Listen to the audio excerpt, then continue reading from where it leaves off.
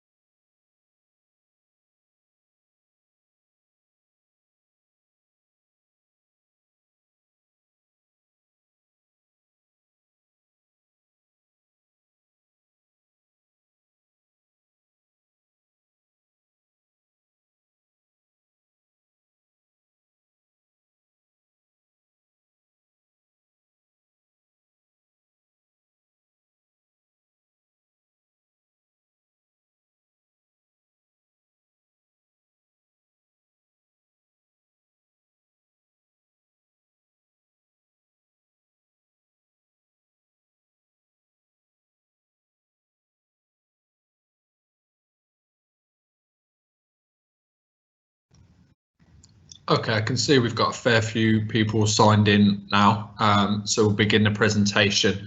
Just a bit of housekeeping.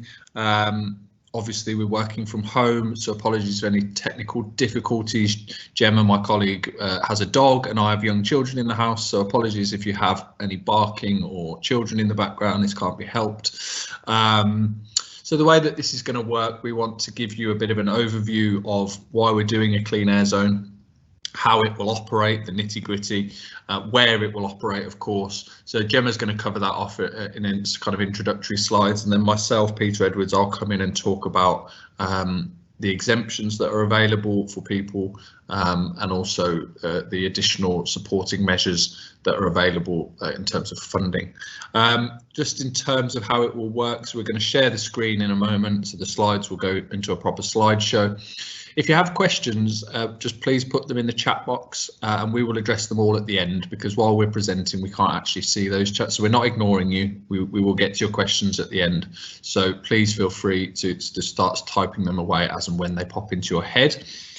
So I'm going to hand over to Gemma now, who is going to start the slides. So if I just from beginning. Okay. There you go. Over to you, Gemma. Thank you. Good morning, everybody. My name is Gemma Callow. I am one of the two communications managers for the Clean Air Zone, leading on stakeholder engagement. So I'm just going to talk you through how the zone will operate and then hand over to Pete, who will talk through the support that's available. So if we move on to the first slide, please, Pete. Okay, so the reason the Clean Air Zone is being introduced is because poor air quality and air pollution has been declared a national health emergency. So in Birmingham alone, it contributes to over 900 deaths every year through conditions such as heart disease, cancer, obesity, etc. I won't go through all these stats, you can see them on the screen, but it's important to stress that the most vulnerable members of our society, children, the elderly, they are most adversely impacted by air pollution. Children inhale 3 times more pollutants than we do as adults, purely because they're closer to the ground and where the exhaust fumes are. And the long and the short, action needs to be taken to improve the health of everybody here in Birmingham. Next slide, please, Pete. So we've done some research and we know that 50% of journeys into the Clean Air Zone are currently undertaken by car. Should stress this was all taken pre-COVID. We know that activity has changed. But of those journeys every day, 250,000 are less than 1 mile, which means that's a 20-minute walk. So we are encouraging people to consider their behaviour with the Clean Air Zone, as well as getting those high polluting vehicles off the road. So if you could walk or cycle or take public transport, let's look at those as an alternative. So Birmingham's Clean Air Zone will go live on the 1st of June this year. Clean air zones are going to be introduced across the country. The government has mandated that cities do this. So in Birmingham, we will be one of the first, and we will be introducing a category D clean air zone. It's important to stress that a clean air zone is not the same as a congestion charge. It is not every single vehicle passing through the area that will need to pay the charge. It is only the most high polluting, which works out to be about 1 in 4 vehicles. So what it does mean though is because we're a category D, any high polluting vehicles, including private cars, will be subject to those charges. In Bath, for example, which goes live in March, they won't be charging private cars, but in Birmingham, that's a decision that we have taken to do. Next slide, please. Okay, so this is quite an important slide. This will talk you through the key information. So the clean air zone will be everywhere within the A4540 Middleway, but not the Middleway itself. So it's that blue area that you can see on screen. So you can drive around the inner ring road, not a problem, but as soon as you enter in a non-compliant vehicle, you will be subject to the charges. It's important to stress if you are in a compliant vehicle, you don't need to take any action other than consider more active or sustainable forms of transport. So what will happen? We will have 300 signs all around the zone warning you that you're approaching and that you're about to enter. And once you're inside, we have ANPR cameras that will pick you up. And if your vehicle is non-compliant, you'll be subject to those daily charges. The charges are £8 a day for cars, taxis and cars, taxis and small vans, I apologise. And for coaches, HGVs and buses, it's £50 a day. A day is midnight to midnight, not 24 hours from when you entered the zone. During that midnight to midnight threshold, you can enter and leave the zone as many times as you want for a single charge. But if you drive in, say 10 PM, leave at 2 AM, you've crossed that midnight threshold and therefore would be subject to 2 charges. There will be a national payment system set up by the government, so you'll be able to pay online or over the phone. There is a 13-day payment window, so you'll be able to pay 6 days before the day of your visit, the day of your visit, or 6 days after. If you do not pay within that time frame, you'll be issued with a fixed penalty notice of £120, reduced to £60 if paid within 14 days. It's really important to stress that you won't receive a text or a letter to say that you've entered the zone and need to make the payment. It will be the same as London, where the onus is on you as a driver to know that you've entered, and also on you as a driver to make that payment within the time frame to avoid a fixed penalty notice. Next slide, please, Pete. Gemma, we seem to have dropped a slide here, and I think that slide is the one that details the compliance standards, so I'm happy to pick that up verbally, and we'll just make sure that we include that information in the follow-up afterwards, so apologies for that. But just to clarify the compliance standards, we'll go back, is Euro 4 for petrol, which is approximately 2006 onwards, so most relatively modern petrol vehicles will be compliant. Diesel, the compliance standard is Euro 6, so that is most vehicles registered from September 2015. So it's more restrictive for diesel vehicles. That's because diesel vehicles are emitting far more of the harmful nitrous oxide that's causing all of the problems that we detailed on the first couple of slides. So apologies that slide's not there, but those Euro standards are standardised across all clean air zones. And there is a government vehicle checker on the front and centre of our website, Brumbrides, where you can go and you can check the compliance of your vehicle. So we've talked about how the Clean Air Zone will operate, why we're doing it. Now we're going to talk more about what support there is available to help people transition, because we are aware that this is a new thing. As Gemma's already detailed, there is only one other operational clean air zone at the moment. That's London's ultra low emission zone. Bath will go online next month in March, and then we will follow on the 1st of June. So this is a new concept, but in the next 5 years, this will not be a new concept. There won't be an urban centre that doesn't have some form of clean air zone. So back in 2018, we were instructed by the government that this needed to be implemented, and a consultation was conducted. That consultation was not, shall we do a clean air zone, because it's mandated and we have a public health emergency on our hands, but was actually to identify which groups of people, which stakeholders would need the most support. Off the back of that consultation, which had 11,000 responses, the biggest response Birmingham City Council has ever had to a consultation, we've come up with a suite of exemptions and financial support available. So you can see on screen here now our exemptions. These exemptions are available to apply online at the moment and have been open for quite a while. We've had quite a lot of applications from National Express staff, which is great, but we know there are probably more staff, and that's why we're reaching out and doing these engagements.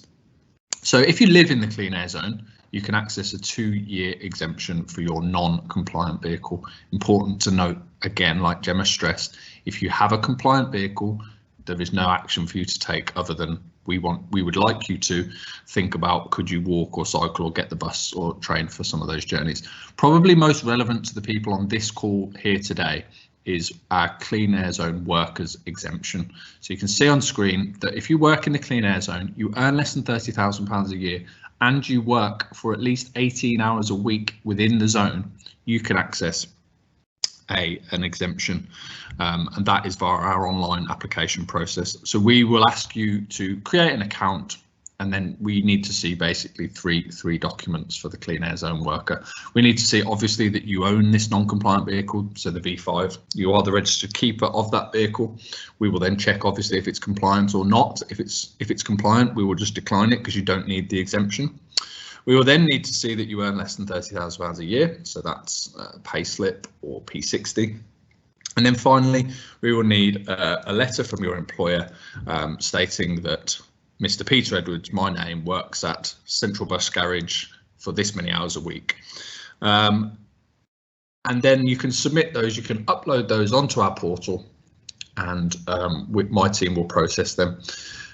What is really important to note is that even if you're eligible for this Clean Air Zone exemption, you have to apply for it and have it approved. We don't know until you're applied and approved. So until you have that approval from us, that vehicle is not exempt. So it's really important that you apply as soon as possible. Encourage your colleagues, friends, family to do so. At the moment, me and my team are turning these processes round in 48 hours, less than a week in most circumstances, as long as it's a good quality application. As we get closer to the launch of the Clean Air Zone, we know that we're going to get lots and lots and lots of applications. So please get your applications in as soon as possible. Commercial vehicles that are registered within the Clean Air Zone can also access an exemption, and people who visit the Children's Hospital and the other 2 medical centres that offer out of hours or emergency services can also access a voucher for an exemption. This slide just details some of the kind of more specialist vehicles that also have exemptions. These are not applied for online. This is a separate process. So I won't go into too much detail, but emergency services vehicles, community and school transport vehicles, such as like ring and ride services, motorcycles, that sort of thing. These have a permanent exemption. It's important also to note that having a blue badge does not grant you an exemption from Clean Air Zone charging. So, but what you can do if you have a disability and in receipt of certain disability benefits is to have the tax classification of your vehicle changed to disabled passenger tax class. That would give you an automatic national exemption from all Clean Air Zones across the country. That's not managed by us, that's managed by the DVLA. So exemptions are there to give people a bit of what I describe as kind of breathing space, a bit of time to work out if they have a non-compliant car, what are they going to do? Are they going to just use that? Are they going to try and upgrade their vehicle? Are they going to try and travel in a different way?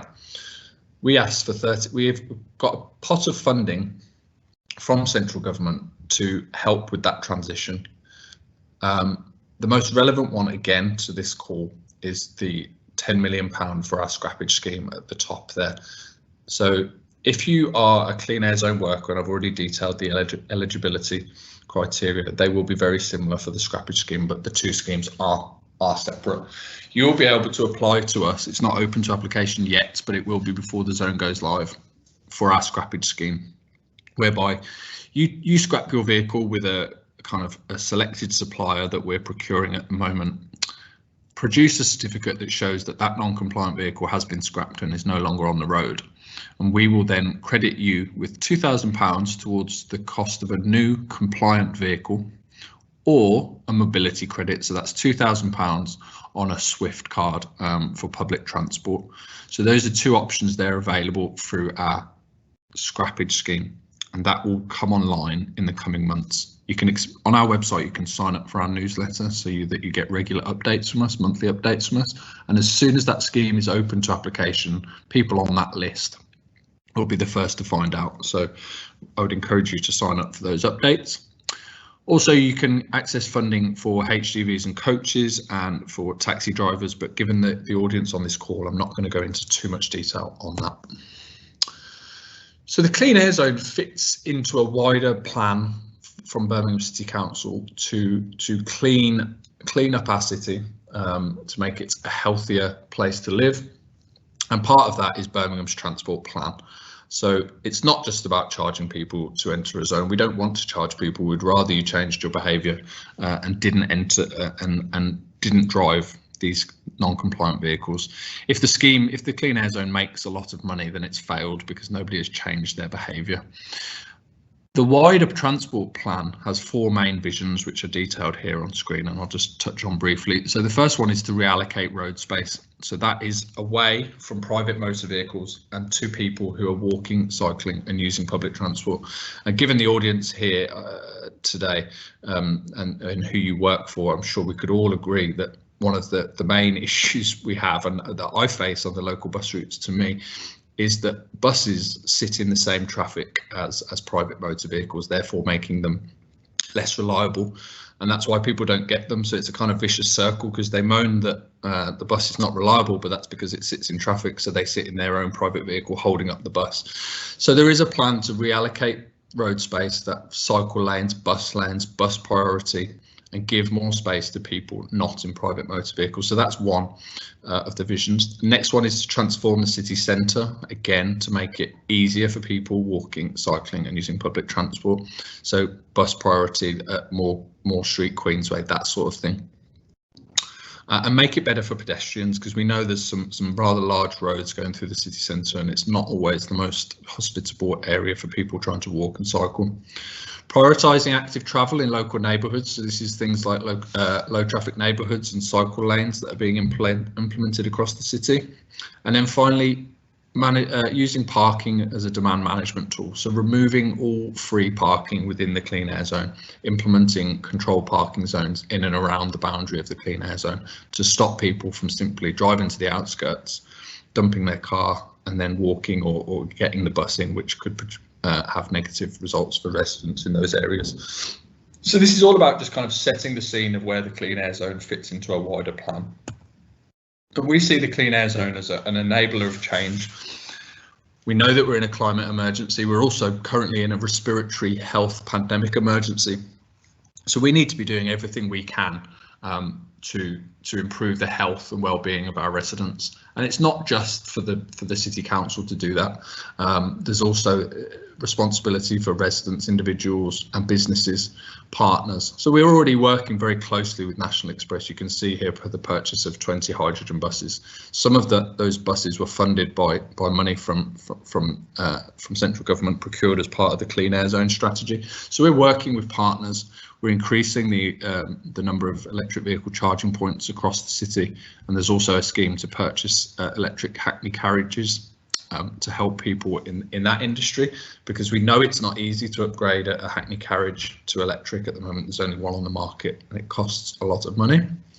So that's just trying to set the scene of where the Clean Air Zone fits into wider priorities across the city. I think that's the final slide. So there's our website, brumbreeze.co.uk.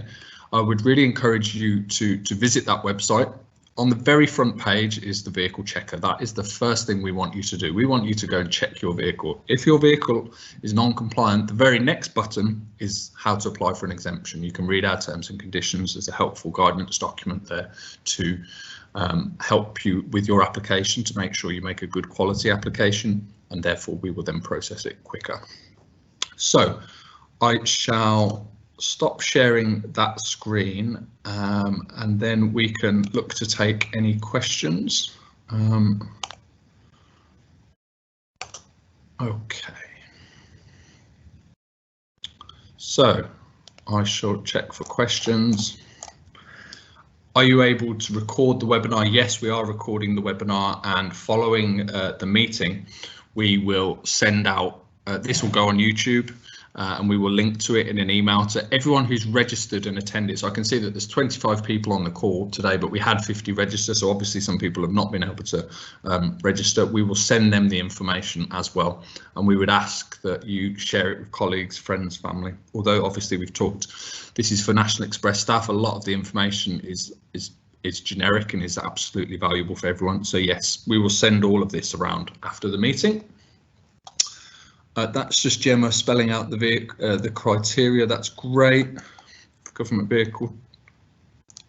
There's a question about, are you intending to continue? If it's not entirely clear, but if that's a question of whether the Clean Air Zone is going to go ahead, given the fact that we're in COVID, we were delayed last year because of COVID. Yes, we are absolutely going ahead on the 1st of June. Is the 30k limit take furlough difference? I'm not sure I understand the question. I think that would be one that would be better addressed kind of to us directly rather than going into detail. So I'm just putting in the email.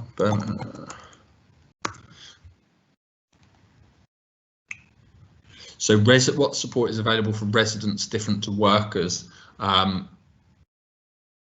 They will be able to access a 2-year exemption rather than a 1-year exemption, but there is not a scrappage scheme as such. So it's a bigger window, basically a longer time that they can be exempt for. Can the credit, so this is to do with the scrappage scheme, can the credit go towards a pre-owned compatible car? Yes, so what we are looking to, you will not have to buy a brand new car, nor will you have to buy an electric car. It just needs to be compliant. So that can be a petrol model from about 2006 onwards, or a diesel model from about 2015 onwards. So when we've gone through the procurement process, one of the main things that we've asked of the people offering to supply the service is that there is a very wide range of vehicles to suit all budgets. So we're not expecting everyone to go out and buy a brand new Nissan Leaf, because that's not what you require to be compliant. You can have a 2008 petrol vehicle and be compliant.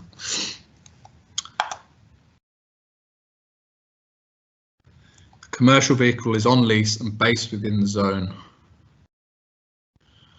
Again, without knowing more detail, and that's quite specific around your circumstances about a commercial vehicle exemption, the terms and conditions are on the website, but I would perhaps suggest that we take that one offline and you send us an email. But the terms and conditions are there, clear, and if the vehicle is on lease, there is some flexibility around how we assess that exemption. So we've already put it in a previous chat, but cleanair@birmingham.gov.uk, drop us a note.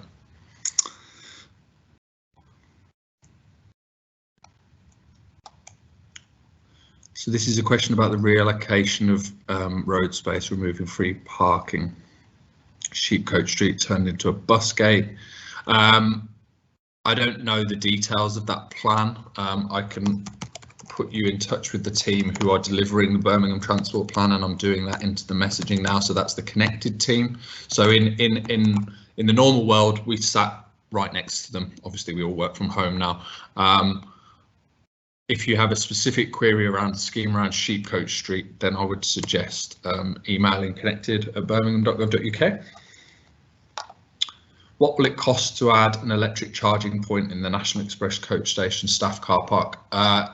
There are grants available from central government. It's called OLEV, the Office of Low Emission Vehicles for Workplaces. So before I took this job with the City Council, I access that grant from my former employer to install electric vehicles there. So if you search for OLEV, I'll put it into the chat, vehicle grants.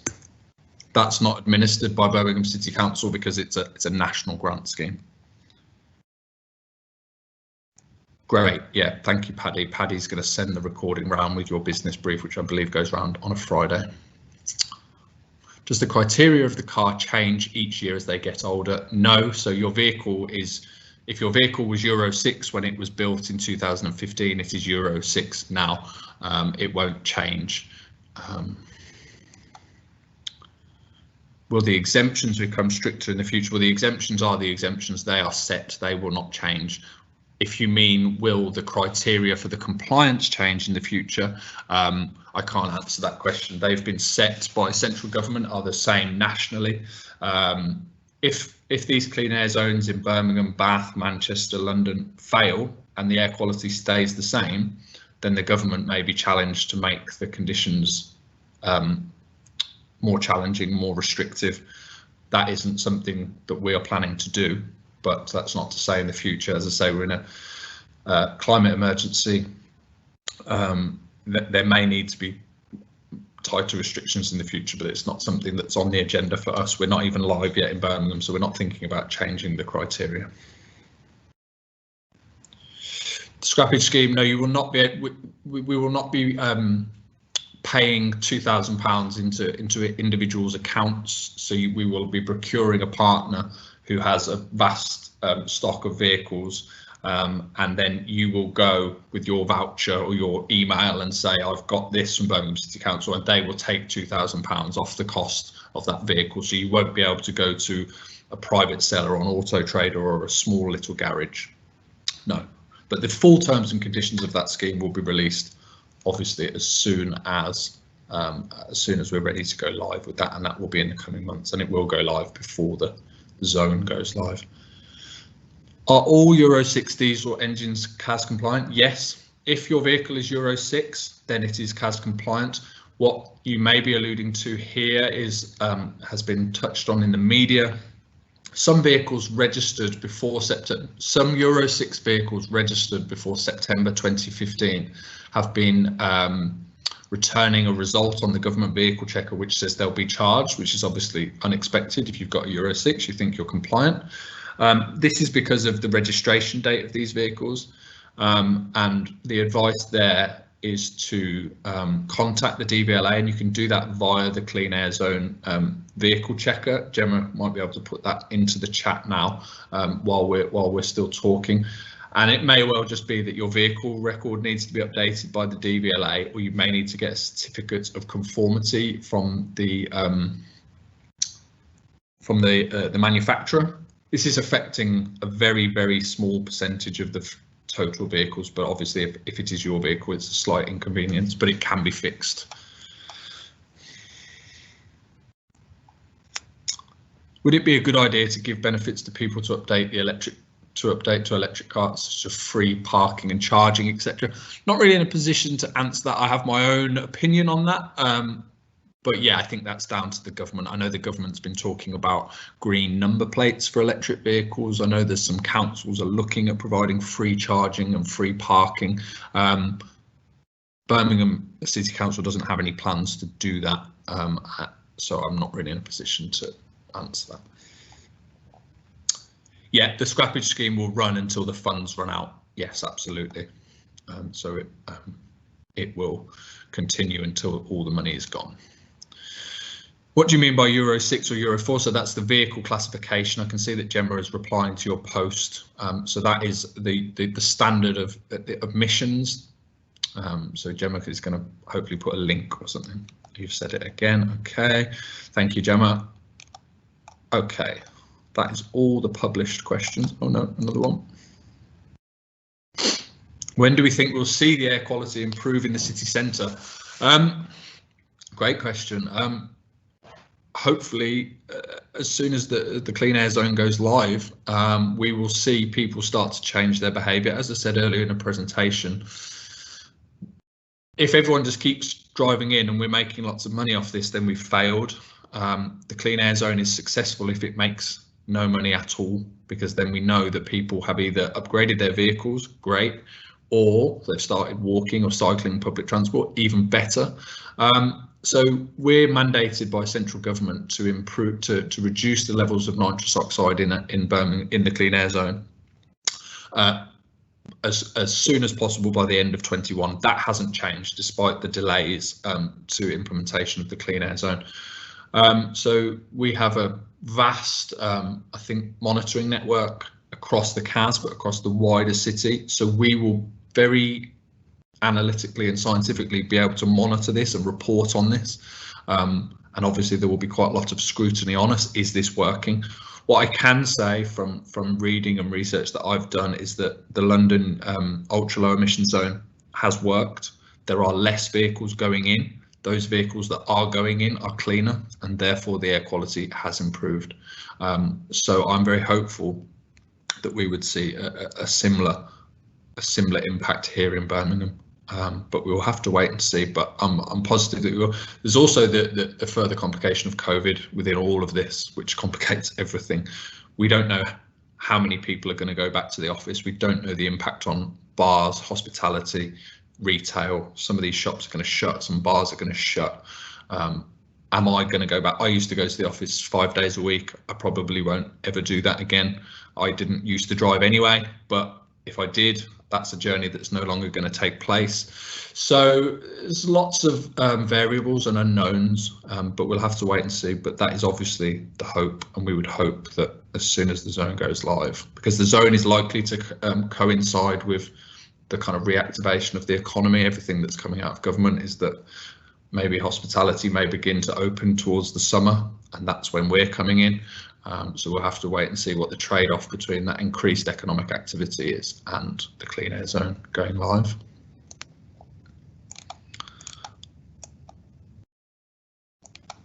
Okay, I'm just seeing if there's any further questions. No. Okay, so if you think of any questions after you get off the call that you forgot to ask, or any information that you can't find on our website, please email us cleanair@birmingham.gov.uk. I would hope that you'd find the answers on the website. We've updated the website recently. There's a lot of information on there. Thank you, Gemma. cleanair@birmingham.gov.uk. So I will just give it a minute now for any further questions to come through. I'd like to thank you for taking the time out of your day to join us today. I hope you found the call useful. As I say, we will send round a recording of the webinar and a selection of links and important information following the call, so later this week. So I'll just give it another 30 seconds just in case there's anything else.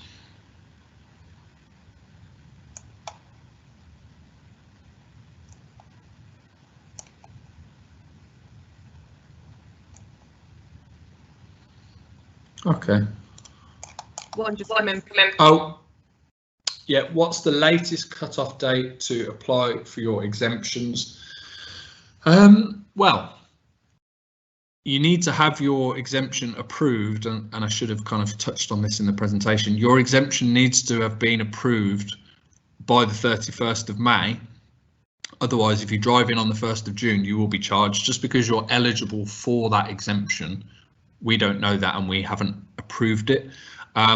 So if you want to be approved and on what we're calling the white list, the list of exempt vehicles, then you need to have that approved by the 31st of May.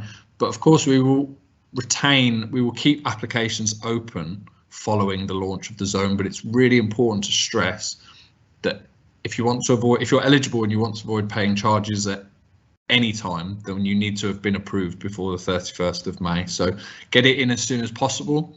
My team are working hard on them at the moment. The numbers are good at the moment, but they're manageable. We're turning around applications within a couple of days in most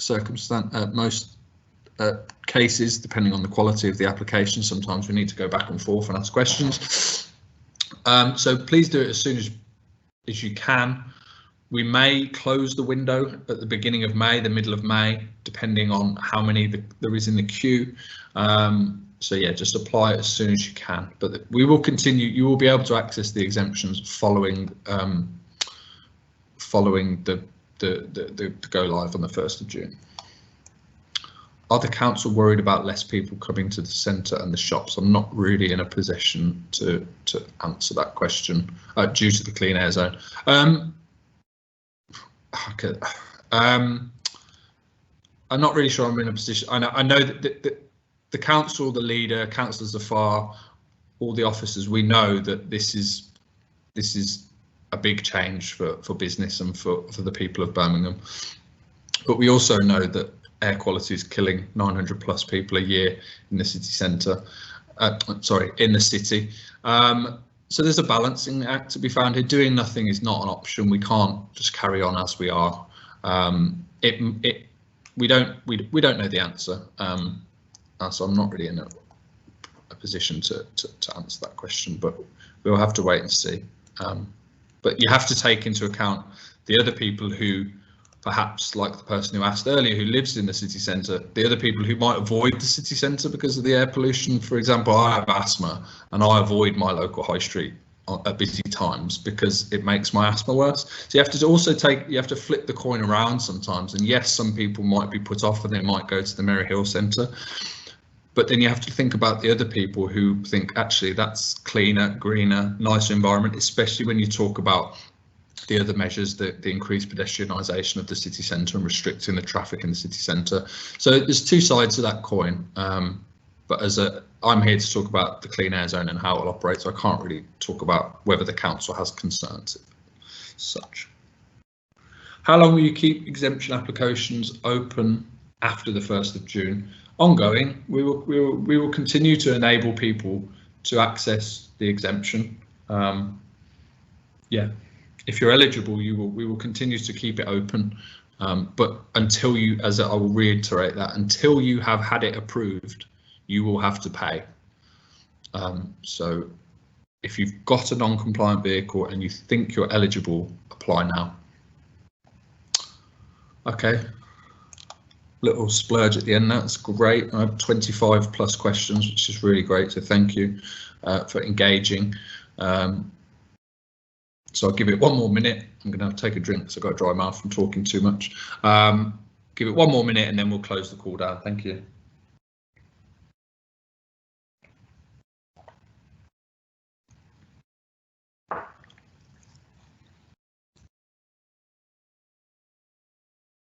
Another question. Thanks, Gemma. That's a good question about the mobility credit and can they buy bus travel cards for their friends and family. I have definitely heard that discussed, and I think the functionality is there from the Transport for West Midlands side to enable you to be kind of the main account holder, but then to have subsidiaries like your kids or your partner. I don't know the answer. I'll be honest. I've heard it discussed, and I think it would be a great idea. But I don't. So if you want to email us, I can get an answer for that question for you. It's a really, really good question, and I would hope that functionality would be there because we want to get as many people as possible using public transport. Oh, another one.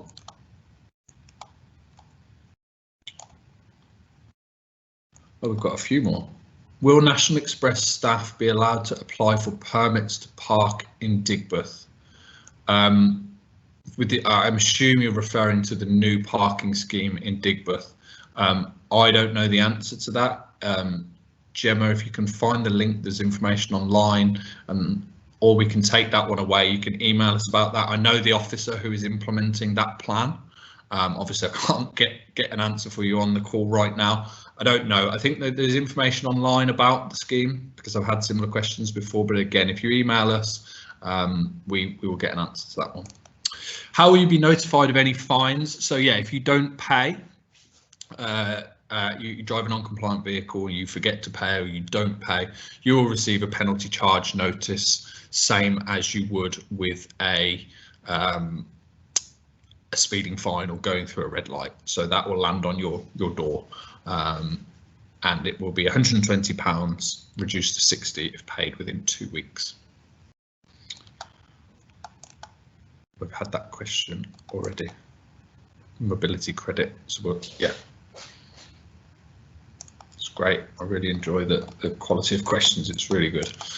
So thank you very much for the engagement. I keep giving it another minute and we keep getting more questions, so I'll give it another minute. Yes, yeah. So I don't know if we should have touched on that. Apologies if we didn't. There's a window of payment. So if you know that you're coming into the clean air zone on a Saturday to when we can do these things, go to a play or go shopping or whatever, you can pay 6 days in advance on the day or 6 days after. So there's a 13-day payment window for you to pay to enter the zone. That's a good question, thank you, and apologies if we didn't cover that in the presentation. And there will be an online portal, same run by the government on the .gov page rather than the Birmingham City Council website.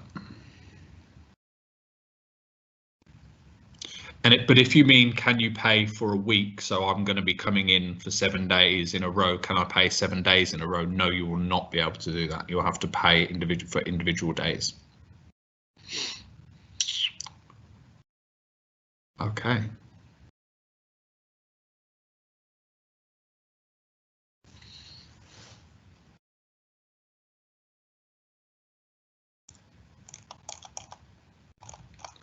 Okay, well, I hope you've all found this useful.